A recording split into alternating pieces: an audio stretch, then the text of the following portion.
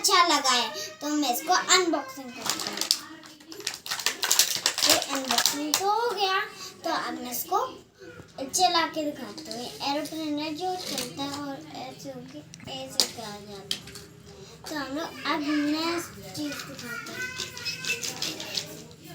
इसमें चाबी बजती है और ये चलती भी है, तो हम लोग इससे ड्राम बना के खेल भी सकते हैं। दो पैसा दो बाइकों को बनाते हैं। ये बन गई बाइक। मेरे पास बहुत सारी कार्स हैं, 3 कार्स हैं।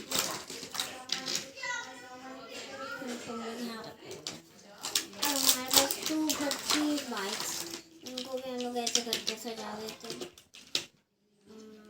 ये मुझे दिलाया था। ये एरोप्लेन तोड़ के यहाँ पर ही बैठ के